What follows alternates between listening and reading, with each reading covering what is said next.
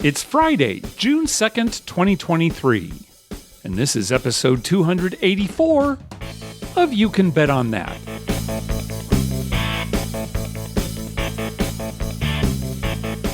Hi, everybody. Welcome to You Can Bet on That, a podcast for the recreational gambler. I'm Mark Duvall. And I'm Dr. Mike. Dr. Mike, how are you feeling? Better. Okay, Yep. good. Doing good now. Just a little setback there, but I'm okay now. Okay, very good. Back to your routine, taking the kids to school, et cetera, et cetera. Good. Yep. Same old thing. These kids go to school pretty much year round, so. Oh, okay. Yeah. So you've got something to do. Even during the summer, you're going to be working. Yeah, it's only about 4 hours a day, but yes, I will be working. All right. Well, that's not bad. Well, we are back from Biloxi. So finally, let's talk about this trip. We met you at the airport. I'll tell you what, I don't know if I mentioned this to you, but our sons were both busy the morning that we needed to go to the airport. So we just took an Uber. It was the first time Sherry's ever been in an Uber. And I paid a little bit extra for a comfort car, whatever that means. It's supposed to be, a little nicer than somebody picking you up in an AMC Pacer. I don't know. Anyway, we did that. And the driver, she was just lovely. She was nice enough. Oh, but she was one of those drivers that drives with 2 feet. In other words, one always on the brake, one always on the accelerator. Oh, and my God. It was a nightmare. Oh, my gosh. And plus, she never signaled, tailgated. We were in rush hour traffic going there. It was a scary, scary drive to the airport. So that was Sherry's first Uber experience. Yes. Now, I've told you before that cab drivers typically are better than regular Uber drivers. Based on your experience, I guess, is what you're saying? Yes, based on my experience. Would you agree with that or not? I'm not going to agree with it just because I can think about some scary cab rides that I've had in the past with you. Yeah, we had a few scary ones. I was going to ask you if it was as scary as those. It was pretty scary. Again, she almost hit somebody, changing lanes. Again, no signaling, nothing, And it was so funny because she was so nice and sweet. Have a nice trip. Yeah. And it's just... Well, she's probably thinking these people are going to gamble. They want to get to the airport as fast as they can. Yeah. I normally don't drive like this, but I really want to please these people. Yeah, it could be. And I don't know how. That's probably it. It could be. I have no idea how she would have known we were going on a gambling trip. All we said was American Airlines. Yeah, we have a podcast. Oh, okay. She recognized me. That was the thing is, hi, we're going to the airport. Oh, that's Mark from You Can Bet on That. I understand. It was either that or, Sherry might have made some mention about how she needs a new washer and dryer or something. That could be. She was. You got to hurry up and get to the airport. All right. Anyway, the rest of the travel was fine. Our flights were fine and everything. We arrived in New Orleans. You were about an hour behind us, so we went and got a rental-car, and then the three of us drove to Biloxi. Not much to say. It was a good drive. We didn't hit any bad weather. Dropped you off at IP, and then we headed to Beau Rivage, which is where we stayed. We basically went straight to bed. You did some gambling that night, right? Yeah, I did some gambling that night, and that actually worked out well. First night, second day, good. Yeah. Next 2 days, not as good. Yeah, we kind of talked about, I was on The Better Life with Tim and Mississippi Rob. We kind of talked about this a little bit. There really aren't any gambling stories to tell. I can't look back and think, here's what right? I have a couple. Well, okay, then jump in then. Let's hear a couple. Well, I was on a table and this guy, me, I'm always betting the all tall, all small, make them all. Right. And this guy's rolling and he rolls all the tall. Uh-huh. And all he needed to make on the small so that, I would have this nice little win and come back was a 4. Okay. And he rolled for a while and then he couldn't make a 4. And then at the end, he turned to me. And most people turn to, the guy and they say, oh, sorry, I that would have been nice. And blah, blah, And I know you can't always hit him, but he turns to me and says, I think I taught you a lesson. What? What? Yeah, don't you remember that guy that taught me the lesson? I don't know. Maybe I'm blanking here. I did. What? I taught you, but he rolled the tall for you. So, you won some money out of it. taught you. He taught me a lesson. All right. Well, and he wasn't being funny or anything? Oh, I think he was trying to be funny. Oh, okay. His wife was with him, and they were standing right next to me. Oh, yeah. Okay. Yeah, I remembered. Oh, it was one of our listeners. Yeah, one of my co-hosts. Oh, it was me? Yeah, don't you remember? Oh, no, I don't remember. You were pretty drunk. I guess. And I said, remember. "Oh, Mark, just a 4. All I needed was a 4." And you just said, "Well, I taught you a lesson, right?" I'm like, "What?" I guess maybe I remember that. I taught you a lesson, but it makes no sense. Now Sherry, she was coherent. All right. I don't know what the lesson was. I guess just about the tall, not the small. All right. Well, now that I know it's me that said it, it's like, okay, now I know why I said it, because it didn't make any sense. Yeah. That was my attempt at humor.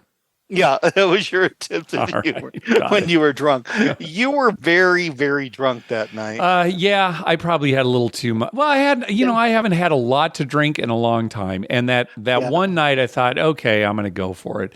And you did. You got lost in the parking lot. I think earlier in the day, and I was teasing you about it, and then you and Sherry left, and you've been gone like 10 minutes, 15 minutes, and my phone rings. I pick it up. Do you know where we parked? I'm like, I told you we're on number 7. 7. Remember? I said 7. Oh, this is going to be lucky. We're parked on 7. That's right. I made a big deal out of it. For concerned listeners, I wasn't driving at that point. Sherry was driving, yeah, when we arrived, you said the 7. I completely forgot. Yeah. The funny part is I had been teasing you about getting lost in the parking lots there. Well, and I have to agree, they're very confusing. Here's what was happening. For whatever reason, at Beau Rivage, they were watering down their drinks like crazy. You'd think you'd get, better drinks there, better alcohol, or at least, drinks with alcohol in them. But they were really watered. I had one of those walkie downs. They watered down the non-alcoholic drinks. Even like the soda. Remember? Oh, that's right. You got like a pineapple juice, right? That was terrible.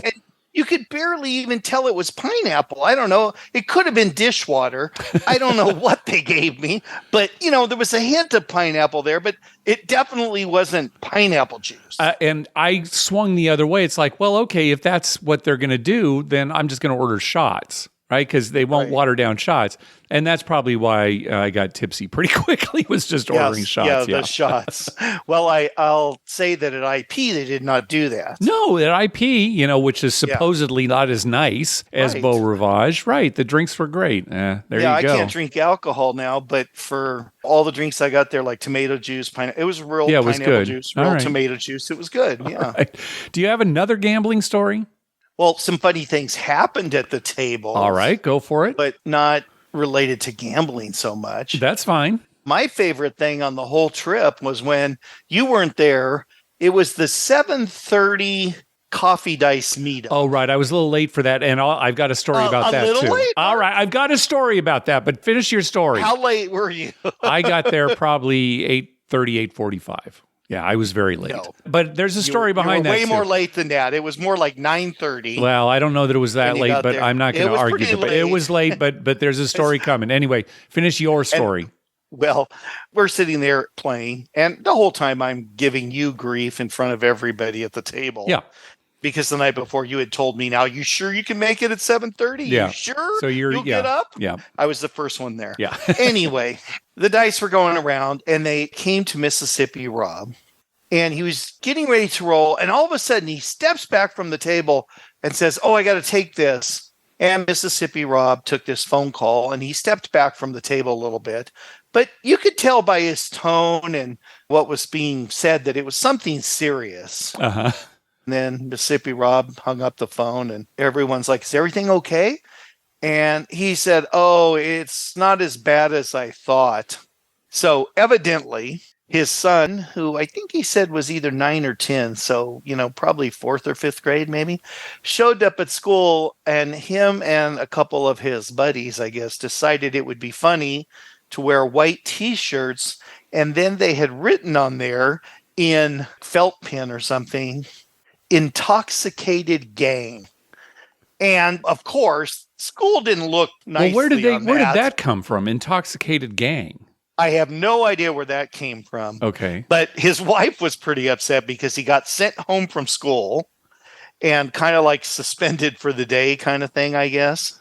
He's a kid. They don't, yeah, probably didn't even realize what they were doing or what the consequences. And so we gave Rob the hardest time because it's like, one person said, well, the apple doesn't fall far from the tree. And everyone that walked up, did you hear the news? Rob's kid joined the gang. Everyone was like, oh, I can't blame the school because you've got intoxicated on there. You got gang. Yeah. Last year, the inebriated gang and the intoxicated gang kind of had a little, they had a rumble? Tension. Yeah, a little rumble between the two of them. So they didn't want that to happen again this year. Yeah. He showed me a picture, Mark. I laughed so hard because it's in like, 4th or 5th grade writing. Right. Where, Yeah. one letter is bigger than the other. And it said intoxicated. Now, if I'm the principal, I'm, telling them, look, here's why you shouldn't do that. But you're not getting suspended because, first of all, you used intoxicated. Whether you know what that means or not, you did spell it right. You got to give a kid credit for that. How many 9-year-olds or 10-year-olds know what intoxicated means? Mm-hmm. Well, maybe Rob's kid does. Yeah, that depends on, where they grew up. I'm sure there are quite a few who know. Anyway, I laughed all day about that. And I could just see that happening to me when I was a kid. That's right. I'm sure there was plenty of instances of that where I did something so stupid and then, got in trouble for it. Yeah. Any other gambling or gambling adjacent stories before we move on to sort of it was funny. Schedule? There wasn't that many exciting things. The dealers at IP cuss a lot. I found that funny. One of the dealers said some cuss word like or something. Oh, or something like that. And I kind of laughed and I said, boy, there's a lot of cussing. And from that point on, they knew it was okay to cuss. So there was a lot of words flying around the table. I've got a funny story about one of the dealers. It was Bruce, who I think dealt to you earlier. And he was dealing to me later. You weren't there. And the subject of the podcast came up. And I'm, betting the way that I typically do, right? Kind of conservative. Right. And he says, oh, so you're learning to play craps on the podcast? And I said, well, no, not really. I mean, we kind of teach people to play craps on the podcast. And he said, oh, because I thought you were learning craps. You clearly don't know how to play. Your friend Mike, who was here earlier, he knows how to play. And we were laughing about that because I know you're throwing money all over the place and tipping them like crazy. That's probably what he wanted from me. Right. That's probably what he wanted from you. Instead, he got a line bets, no odds, or half odds, not even single odds. Yeah. So... yeah, I thought the dealers at both places were very good. The dealers at Beau Rivage were a little surly at first, and then they kind of lightened up a little bit. They were definitely better natured at IP initially, yeah. Oh, yes. And they just at IP, they had no problem with anything. But yeah, it seemed like they were a little, I guess surly is the right word at Beau Rivage. That might be a little strong. Well. Yeah. He kind of gave me a little grief about a few things. Okay. Yeah. And that's fine because some of them, I probably deserved it. No doubt about that. Well, one big surprise for us when we were there, I was walking out of Beau Rivage and I looked at the blackjack pit. And I turned to Sherry and I said, I think I know that floor person. And I looked, and sure enough, it was Dawn, who was a dealer. Dawn. Yeah, used to work at Harrah's, Southern California. And I went up and said hi to her, and she was maybe remembering me, not quite sure. But later that night, when you came over to Beau Rivage, she was working box on one of the games, and we walked up, and at that point, it was clear. She said, oh, yeah, I thought about it for a little bit. And yeah, exactly. Of course, I remember you guys. So it was kind of fun. There was Don. We didn't expect to see any former dealer from Harrah's, Southern California anywhere there. So we played at her table for a little bit. Yeah, it was fun seeing her. Oh, yeah, absolutely. She is very nice and everything. Well, let me tell you the story about why I was late for Coffee Dice that one day. So the day before, Sherry and I did a lot of sightseeing. It was before anybody was really getting together as a group. And we went over to Ocean Springs and looked over there and went on a hike. And we walked by the Biloxi Visitors Center, and they had bikes that you could rent. And she was thinking, oh, maybe tomorrow I'll rent one of the bikes and bike around. So the next morning, which was the same as Coffee Dice, the Biloxi Visitors Center didn't open until 8 o'clock. So I said, well, I'll go with you, make sure everything's okay, get you set up on the bike and all that kind of thing. So I thought, I'll be late to Coffee Dice, whatever, big deal. And it was nice because the weather said, it was going to be sunny all day, and she was just going to ride around and enjoy the Biloxi atmosphere. So that's why I was late to Coffee Dice. And we played there at Coffee Dice for a little while, and then you and I decided to leave. And as we're walking out, we can see the windows looking out to the front of the casino, and it is absolutely pouring. Not a little rain, but I mean just coming down like crazy. And one thing that we learned while being in Biloxi that whole time is if you look on your weather app and it says sunny all day long, 0 chance of rain, it's probably going to rain real hard for at least 30 minutes. You don't know when, but just keep that in mind. Sunny all day means at least 30 minutes of very, very hard rain. You're spoiled by San Diego weather where it really is 70 all the time. And a hot day it gets to like 80, and a cold day it gets to, 65. It's not the same in the rest of the world. Well, poor Sherry did get drenched. She was out on the bike and returned the bike and then started walking back to the hotel. She was laughing about it because, it wasn't cold, right? It was pretty warm out. And so, but she walked back to the hotel, but she said, oh, come back and pick me up, bring me like a coat or something, because she knew as soon as she hit the air-conditioned hotel casino that she was going to be really cold. Yes. So we drove back to get her. Mike, you were with me. I mean, that rain was coming down while we were driving back. Oh, yeah. It was like painful rain. That's what I call it. When it's raining so hard that if you're standing in it, it kind of hurts, because it's hitting you hard. Yeah. And that's what it was. And I have never in my life ever seen anybody so wet. I think she had the maximum amount of water that a body can retain. I don't know what that is. I don't know if that's measured in pounds or a volume thing, or I don't know how you measure that, but I have never seen anyone look more wet. Yeah, she got up to the room and stepped into the tub, and it basically filled up the tub with all the water that was on her. Yeah, with all the water. Yeah. I believe it. Her clothes. I didn't want to laugh because it's, not. No, funny, but really, I mean, she wasn't funny. cold as long as she was outside. And she was laughing at it too. It's just, the kind of situation. Because when it first started to come down a little bit, she was on the bike and kind of pulled over under a tree. I'll just wait for this to pass. And it did not pass. So anyway, but while she was able to ride around, she had a good time. Another thing, I hope a lot of listeners call in and give you some grief. I mean, you were in a city that is known for their gambling, right? Mm-hmm, sure. Lots of casinos, craps everywhere, and you went sightseeing.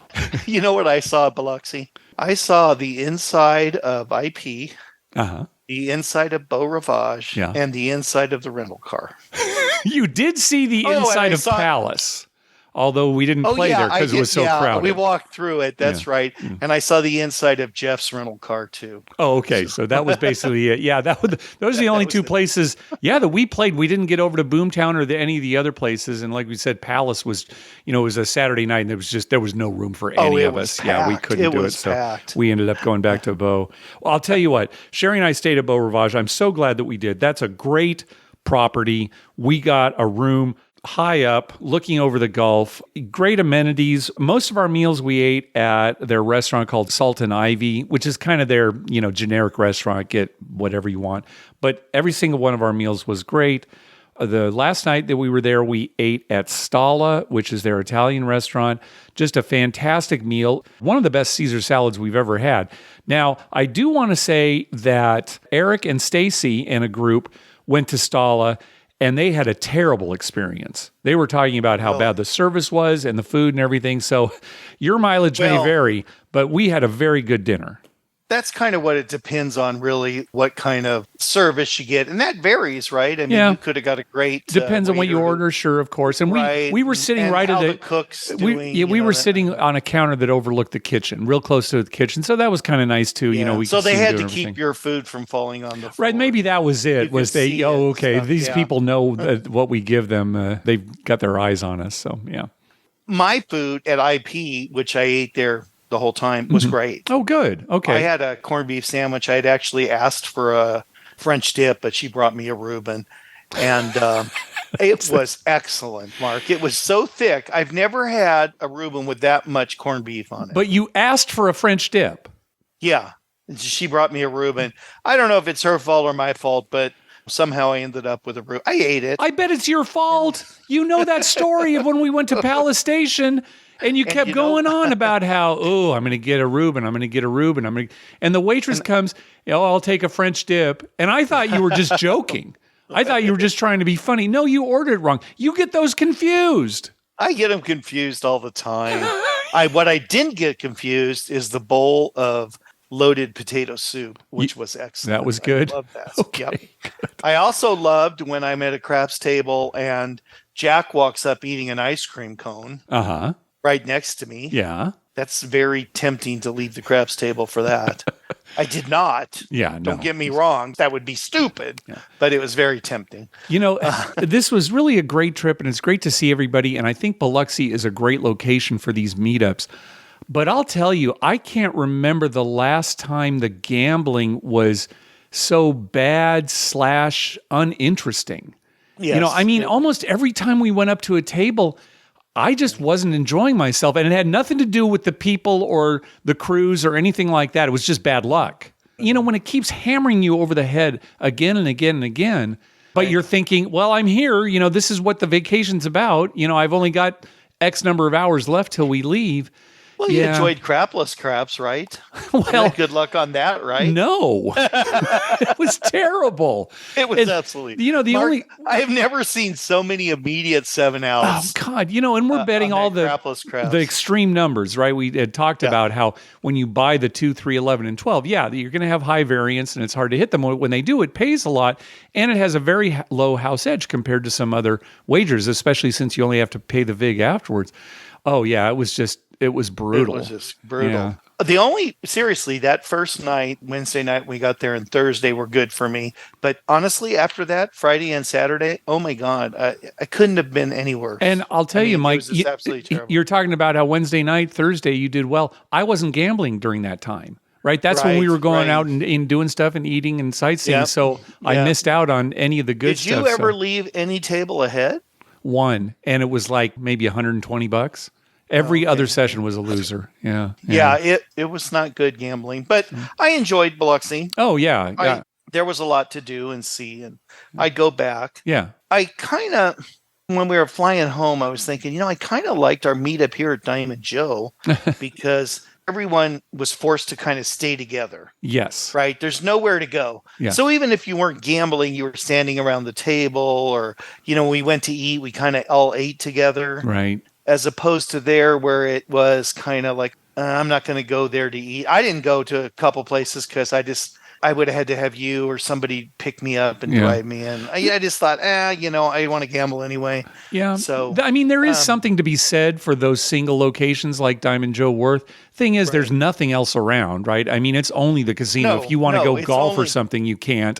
If you want to, go to a restaurant that's not in the casino, you can't. That there is something to be said for that. And, there's something to be said for Las Vegas. Tim and Eric were talking about it on the Better Life 2.0 about how, what's nice about Vegas is you can walk out the door of one casino and right into another one. And even in Biloxi, you pretty much have to get in a car to go from one place to another. There are a couple of exceptions, but I think Biloxi is better than Vegas in that in Vegas, people are just going to spread out. You could have people just all over the place. At least it's a little concentrated. Go downtown, and some of the people want to go to Caesar's property. Some people want to go to a M Life property. It's just, unless there's something like the Internet Mafia meetups, the early ones, that kind of stuff. Yeah, that was a little more organized where there was events, and so people were going to them. Yeah. So you saw everybody. If it's just gambling and eating, Well, people are going to disperse. Anyway, definitely had a great time in Biloxi. Anything more? Yeah, other than it left such a bad taste in my mouth gambling wise that I have not been itching to get back to a casino anytime soon. I think I need to take I have not gone since we got back. Yeah. Yeah, it left a bad taste in my mouth. Yeah. I'll tell you what, though. Here's where we go next. And I don't know why this isn't the meetup place every year. Harris Cherokee. Well, yeah, there you go. And that is kind of an example of a single destination, right? You know, it's like everybody's going to stay there. Yeah. And you're going to spearhead that, correct? Yeah. As soon as I get those shirts done, I'm going to start working on that. All right. Very good. And we did sell some shirts while we were there. I got to get those online. That is now on me. I need to kind of update the website. So stay tuned for that. Yeah, you need to get those going. They're taking room up in my house. I understand. Anything else about the trip, Mike? No. Had a good time. All right. Well, looking forward to next year. Hopefully we can both go. Let's move on to the rest of the show. Well, we've been talking recently about double-deck blackjack games being dealt from a shoe. And last episode, listener Jason suggested that one reason they do that might be because using shoes helps the dealers place the cut card where the casino wants it to be placed to reduce the amount of penetration in the game, which is a countermeasure to card counters. And I said something to the effect of, well, using a shoe doesn't help in the placement of the cut card. Well, we got an email from Chris. He says, just a quick note on the shoe/cut card question. Many properties that deal out of a shoe have a notch in the side so that the cut card always has the same penetration. Very common at locations with the best games. Treasure Island, for example. They will typically shuffle the cards per house rules, provide the cut card for the player to cut the deck, and then insert the cards into the shoe after the cut. They will push the cards to the back of the shoe with one hand, insert the cut card using the notch on the side of the shoe to guide them, and then let the cards fall down properly in the shoe. It ensures a uniform cut every shuffle. The juicier the game, the more likely to see this procedure. TI has the best blackjack on the strip, rules-wise, and their double-deck game has long been a haven for counters. A rogue dealer giving an extra 10 to 15 cards of penetration could be a disaster for them, so they make sure the notch is used properly. All right, so there you go. Yeah, well, it makes sense, right? Yeah. And that you still get to cut the cards and everything, so yeah, right. Still some player interaction. Right. They just have a certain amount. They know exactly how many cards they're going to leave in there, at the end of that shoe. Yeah. I still am thinking that the main reason they've switched is just, as we've said before, more dealers can deal out of a shoe than handheld a double deck. So I'll still stand by that, but this is something I didn't know. We learned something. Yeah, well, if there were a lot of different games and you were walking around, you'd rather go to a pitch game, right? Sure, yeah, but I'd also... a double-deck pitch? Yeah, I mean, I'd rather look for a 3-2 game. That'd be the most important thing to me. And sometimes with those single and double decks, it's 6 to 5, so that would be more important to me. I read something interesting the other day, and I don't even remember who had written it, but it was talking about the demise of 3-2 blackjack and how that's pretty much going to be gone. And I saw some articles too recently talking about how Las Vegas is really not interested in small rollers anymore. They only want high rollers, and that's why on a lot of these low limit games, they're making these terrible rules like 6 to 5, like 000 roulette. That kind of thing. Right. I read that article. And they're making money, so why not? Right. Yeah. And it kind of intimated in the article that the low rollers can come and do other stuff. Yeah. They can spend their money in, shows and restaurants and this and that and everything. And the gambling will be left to the bigger gamblers, the higher stakes gamblers. Yeah. All the more reason to go to places like Biloxi, where you're going to find lower minimums, right? So, yeah. Right. I didn't even check out blackjack when we were there. Were there all 6-5s or were there 3? I didn't check out blackjack either. All I know is they have $25 Baccarat squeeze games, which of course was very popular with our group because $25, that's pretty low for a squeeze game. Yeah. That's very low. As slow as that goes. Yep. Yeah. Well, anyway, I think 3-2 blackjack's dead, and people are just going to be stuck with 6-5. And actually, if you're a small-time gambler and you go there with $200 or $300, and it's not something you do regularly, you probably don't care. Well, you probably don't even know. See, that's what the casino's counting on. You probably don't know gamblers the like that difference. are not looking at 6 to 5 and, turning away. They're saying, "Oh, it's open. They don't It's even only know there's a $10." difference. Yeah, Yeah, a lot of them right. don't. Yeah. Exactly. Now, a small gambler who doesn't bet a lot but plays regularly will know the difference. And they're the people who are going to probably be the most impacted by that. Yeah, yeah. All right, we got an email from listener Josh. He says, while playing at a casino in Oklahoma, I noticed that the dealers were charging a vig of $3 for someone who had a $30 buy bet on the 4 and a $30 buy bet on the 10 for a grand total of $60. We have to pay the vig up front where I'm at, and so I'm used to seeing it being collected on single buy bets, but never on the grand total of buy bets. And once a 4 or 10 hit, they proceeded to ask for another $2 in vig rather than the single dollar. When I asked why, they simply said it's Jerry's rule. Jerry is the casino manager, and gave no further explanation. I was hoping you could clarify this for me, as Jerry's rule was not around 9 months ago. Yeah, luckily you don't see this as often, but you do see it. You do still see it on places where you have to collect the vig up front, and maybe $50 would be a better example. Let's say you've got $50 each buy bet on the 4 and 10. Well, if you only had $50 buy bet on the 4, it would cost you $2 in vig.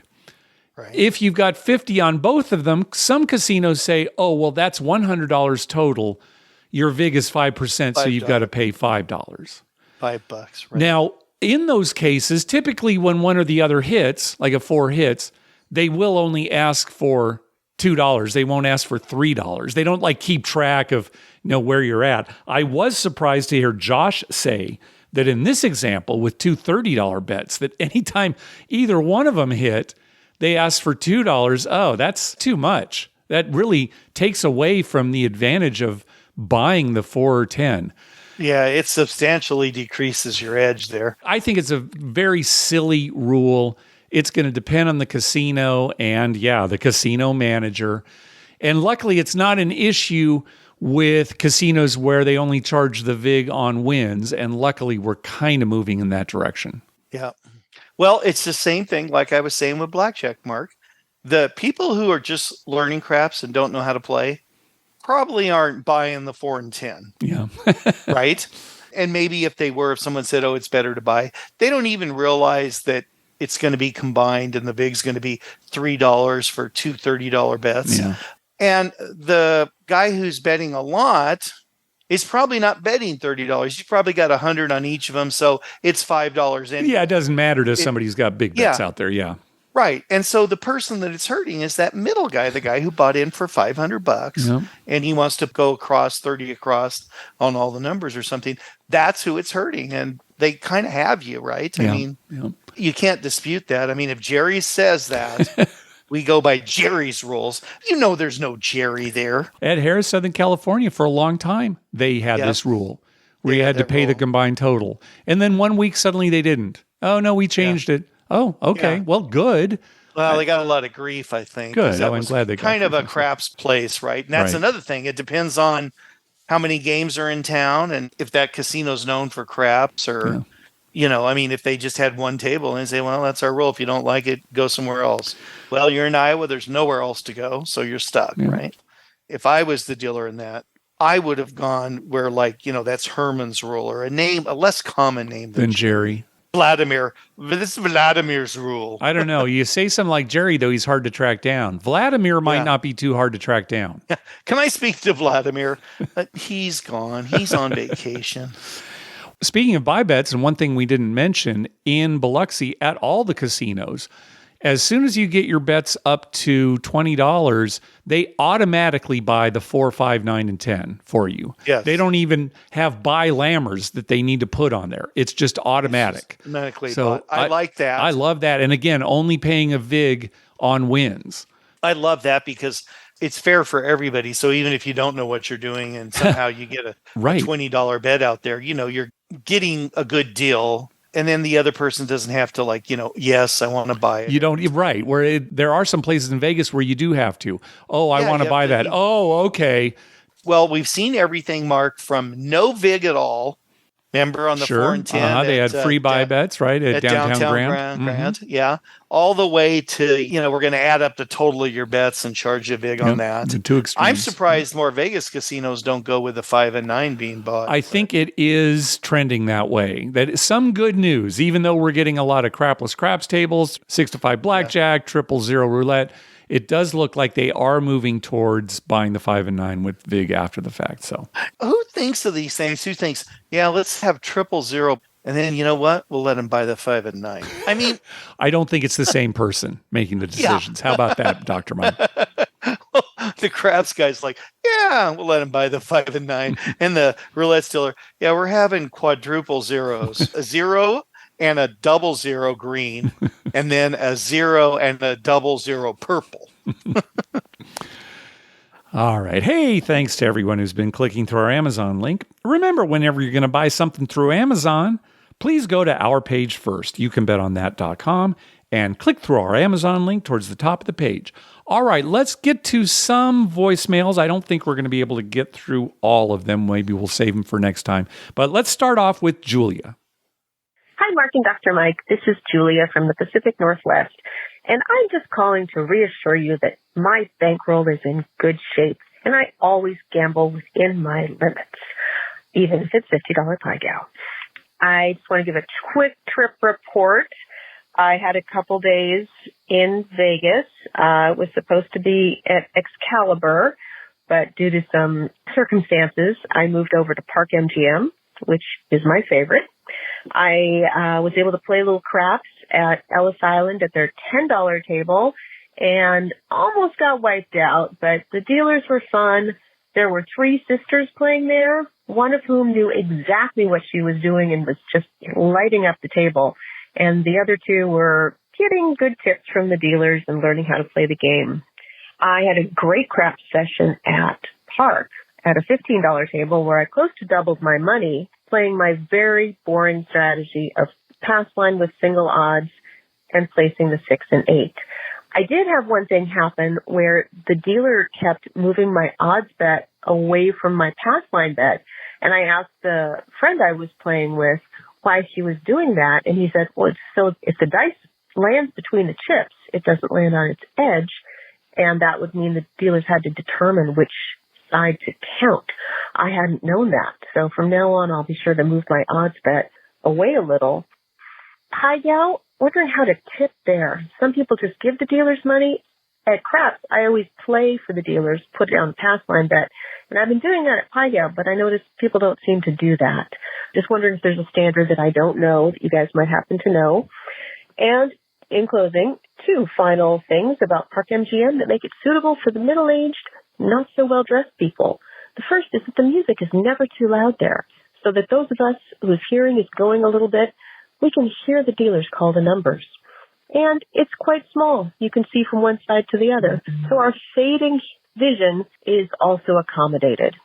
Love the show, you guys. Take care. Bye. All right. Thanks, Julia. All right, Mark, let me handle this for Julia. Go ahead. The reason that she ended up over at Park MGM is because her luggage did not pass the clothing check at check-in at Excalibur. She brought way too many poorly dressed kind of clothes. Okay, so they scan your luggage at Excalibur. At Excalibur. Saying, this is not up to our standards. Yeah, you're across the street. Yeah. We've made a reservation for you. We've taken care of everything. Head on over. And then as far as pie gow tipping, yeah, you just tell them right up front, look, when I win 5 hands in a row, no pushes, there'll be a little something left for you. When you tip at pie gow poker, it's kind of the same as blackjack. You just put a tip in front of your wager for them. Yeah. And if you're playing a commission game, generally they don't charge commission for the dealer's bets. Especially if you just bet like $1. Well, they're not going to ask you for a nickel to pay for the commission on winners. I don't know. If you had a significant tip out there, maybe they would deduct the VIG, the commission, from what they won. But I don't think so. And, so many pie gow games, especially in Las Vegas now, are non-commission. Either they're face-up pie gow or they're ones, that have certain rules where they end up not paying commission. So, but yeah, you just make a bet right in front of yours. That's the big thing at the Pie Gal pit. Hey, Bill, I need another roll of nickels. Got some dimes, too. I'm good on quarters. They made a $3 bet. I need 15 cents. He's exchanging it with it. Dylan, yeah, I got 5 nickels if you got a quarter. A few years back at Zorkfest, I was talking to Heather, the founder of Vegas Aces. She trains dealers and she's got a great online site. But I was asking her, where do you see the fewest tips or the least amount of tipping? Not like carnival games, but the big games. And she said, yeah, Pie Gal probably is the one where it happens the least, even less than craps. And as far as her line bet and her odds bet, yeah, they like them far apart so that if the dice happen to roll down there, if they're rolling towards you, and they get jammed in between the two bets, because then you get arguments too. No, that could have been an 8. No, it's a 7, that kind of thing. And also, she reminded me, you're going to love this story, Julia, about Mark getting chastised by a player in Biloxi about where he should be placing his bets on the pass line. I wasn't being chastised. There was a guy that we found out was a regular who apparently wanted to make sure that when the dice came to him, he had a perfect area to throw it to, like a landing strip, a landing area. And so he didn't want pass line bets straight out. And so about 2 shooters before his roll. Yeah. He walks down to our side of the table, and Mark happened to be at the very center down there. Yeah. And the part that I loved is he whispered. He whispered. He was very nice. It wasn't like, he was very cordial. But he whispered, Yeah, when it comes to my turn, yeah. Like, don't tell anyone this. This is a secret to craps. Right. It's like, okay, I understand we all want to have a good time, but it's not like his rolls were any better than any of the rest of us. In fact, I don't remember him having a single winning roll. And he was still hitting. As a matter of fact, I think he had 3 or 4 immediate. Yeah, he was still hitting chips all over the table. What whatever. I loved is you at one point forgot to make a line bet. And so it turns out there's only one bet on that side of the table. And it's the guy that's next to the dealer. So he's way over in that corner. The guy picks up the dice and throws them right at that guy's chips. They actually hit his chip over there in the corner. The whole rest of the area was clear. Oh, my God. And then we switched tables. And I guess he didn't remember he had already told you the magic of craps. So he came over and whispered the same thing to you. Yeah, and the dealers, they kind of rolled their eyes, and then we realized he was a regular. Oh, yeah. Yeah, well, he's they here all said the something time, like after he left, we were laughing. I said, oh, my God, I can't believe that guy. And they're like, yeah, every time. All right. Let's hear from our good friend, Vinny. What's up, Mark and Dr. Mike? This is Vinny Chens from 7 Out. Figured because we don't put out episodes ever, it would be great to call in with a trip report. Just listening to you guys, obviously, every episode, and really appreciate what you do. Just got off the Oasis of the Seas, Royal Caribbean, a cruise with 18 family members that went very, very well. Lots of memories, lots of great times. I am a big fan of cruise ships. No, you guys don't go on them, or at least talk about them much, but obviously, there's a casino on board. And the Oasis of the Seas newly renovated their casino over the past couple of years. Was happy to see a pretty decent slot selection, at least for my taste. Things like the Heidi slots and the Huff and Puff slots, video poker, all things I love. Mixed in with some of those kind of, I guess you can call them carnival, Dave and Buster type gambling games like the crane game and all these weird games with the coins that fall over the edge and you can make money that way that you see at carnivals. But a great time. But really wanted to just mention the crap situation for any of your listeners that are thinking about going on a Royal Caribbean cruise. Was very, very happy to see that there were 2 tables that were open, full tub, both times, $10 limits, which was nice because, how often do we find $10 limits in any land-based casino anymore? So was very, very happy to see that. However, a little bit of downside. It seems that if you bet $10 on the pass line, you are only allowed to get single odds.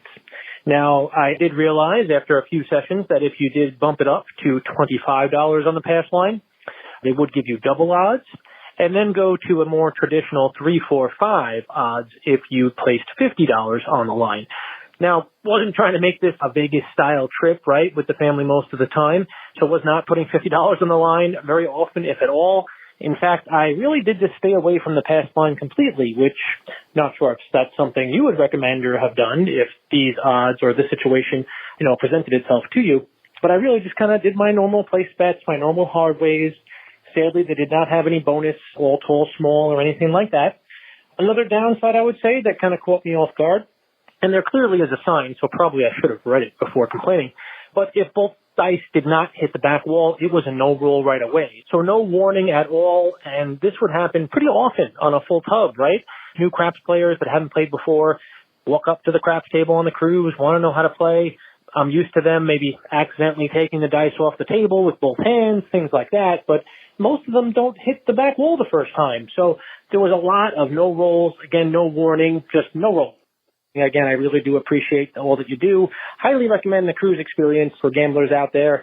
Was able to easily get a comped cruise for next time with the limited amount of gambling that I did.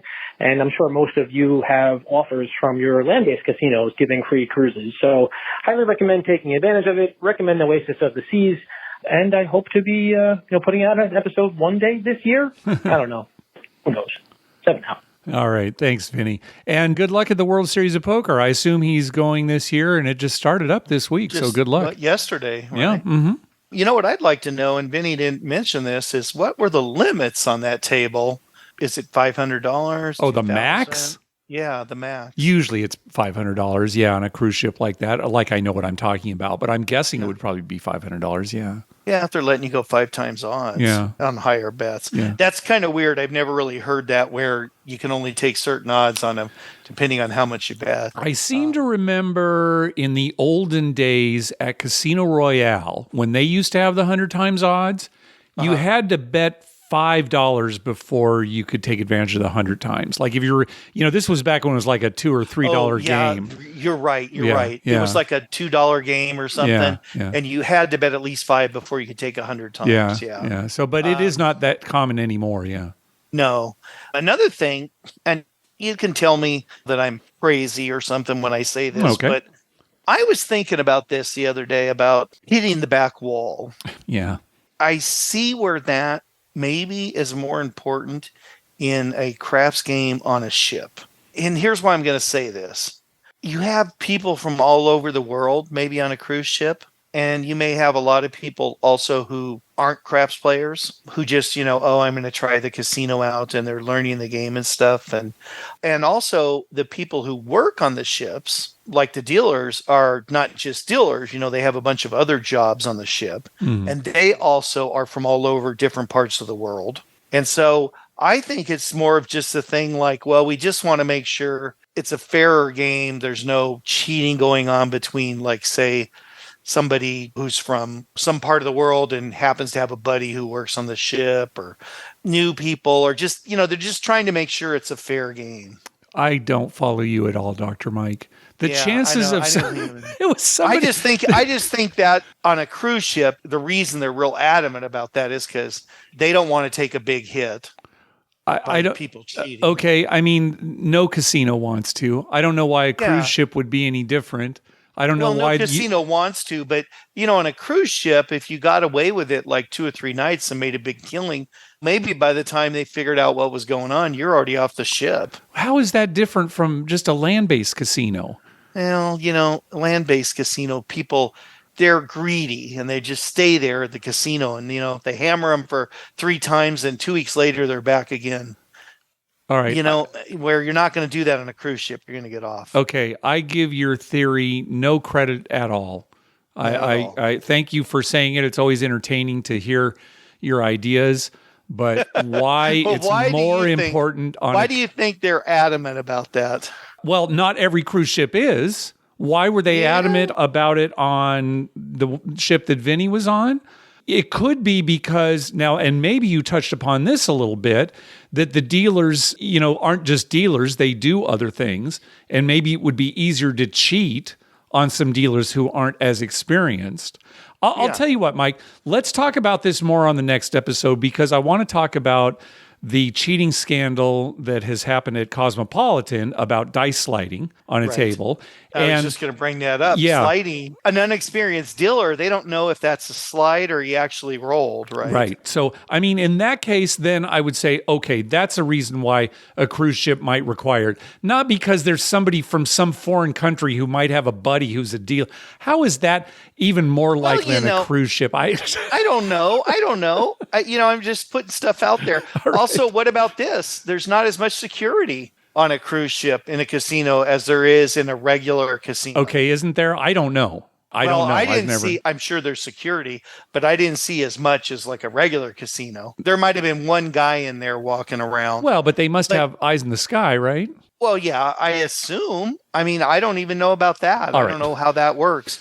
But as far as like somebody there, so if somebody did some weird roll and then somebody else argued about it, no, that's not a good roll, or there's some dispute, people could get into fights. I've heard of fights on cruise ships. Well, all right, let's not so much for that. Let's talk about this more on the next episode, because again, I do want to talk about that scandal. Also, I would recommend to people to go back and listen to the most recent episode of The Better Life or The Better Life 2.0, where Tim talks about playing the Roll to Win game at Boomtown in Biloxi, and 3 strikes and you're out if you don't hit the back wall. And it doesn't have to be in a row. If you're rolling and at any time you've rolled 3 times where both dice didn't have the back roll, you have to pass the dice. And it seemed a little extreme. But again, some of this may be because of these roll to win scandals that we're talking about. But yeah, and what about an elderly person who can't really chuck them that hard? What about it? I mean, they can't play that game? Oh, yeah, I know, right. I mean, we've known plenty of people who just can't get it done. Hey, you aren't cheating. Right. I try to hit the back wall every time, especially if I'm at the very end. Right. And sometimes I don't do it. Either it slips out or it hits something. Yeah, I mean, but I try every time. One dice right? will hit the back wall and the other one won't quite make it. Not intentional. Just, it's just the way it came out of your hand. Yeah. Okay. Let's make next episode a catch up on voicemails, and we'll just call it right here. So, all right. We want to thank some people for some recurring donations. Brian Dancer, Brian and Sarah, Josh, and the boys over at Crap Vegas. Thank you very much for those recurring donations. We also got an anonymous donation. It says, Karma donation for my first trip back to Vegas since 2018. Oh, well, good luck on your trip. Also a donation from listener Frank. Karma donation for an upcoming trip to Lake Tahoe. Oh, very nice. Love it up there in Lake Tahoe. Also a donation from Jamie for the Biloxi trip. Thank you very much, Jamie. And while we were there, Josh made a baccarat bet for us while we were playing that first night playing baccarat. So thank you very much, Josh. That bet won. Thank you. Oh, nice. Yeah. Hey, be sure to check out our TV listing showing all the gambling-related shows coming up within the next 2 weeks at youcanbetonthat.com/TV-listings. And our list of gambling-related movies at youcanbetonthat.com/movies. We'd love to hear from you. Call our voicemail hotline at 951-292-4377. That's 9512-WAGERS. 9512-WAGERS. Or you can email us at youcanbetonThat@gmail.com. You can also follow us on Twitter at youcanbetonThat and on Facebook at facebook.com/youcanbetonThat. Finally, please go to your favorite podcast app and write a review of the show. We love getting your feedback. What do you got, Dr. Mike? Well, for one thing, Mark, I am almost 100% certain when we're done and this is out, I'm going to remember a couple of stories from Biloxi that I wanted to talk about. All right, write those down. We'll talk about them next time. I'll write them down. Always the case. I'm on the spot. I can't remember. I can't remember anything anymore. My wife calls me a goldfish. And why is that? Because goldfish have bad memories? They have no memory. Oh, no memory. Okay. Yeah. If I remember correctly, same with like ostriches. An ostrich only has like a minute memory. So if you walk away for a minute and come back, it's like they seeing you for the first time. All right. So very hard, if not impossible, to train ostriches or goldfish. Okay. Goldfish, all exactly. Right. Just as your wife, memory. It's impossible to train you. Well, yeah, that's a lifelong chore. Okay. I think it's going to take more than her life to train me. Okay. Probably going to take about eight or nine lives. Got it. Anyway, yeah, nothing else really to say. I'm not going to mention the Padres because I know how, they're your team. And, no reason to. Who even knows if we're going to be able to watch them on TV here anymore after a couple of days? As of Monday, next Monday, you're not going to be able We'll to watch see. them. There's something's happening. I have no idea what it's going to be, but we'll see. So Bally's went broke. Yeah, Bally's having Bally- some trouble. Yeah. Bally Sports. Yeah. Yeah. They're the only team affected. Isn't that funny? That's super funny. Super funny. See, the Twins here in Minnesota, they're on Bally's too, but Yeah. we still get the games on regular Yeah, TV. well, you're the big Twins fan, so good for you. We're in first place, Mark. Yeah. Barely above 500, but in first place. All right. Well, thanks for listening. Good night.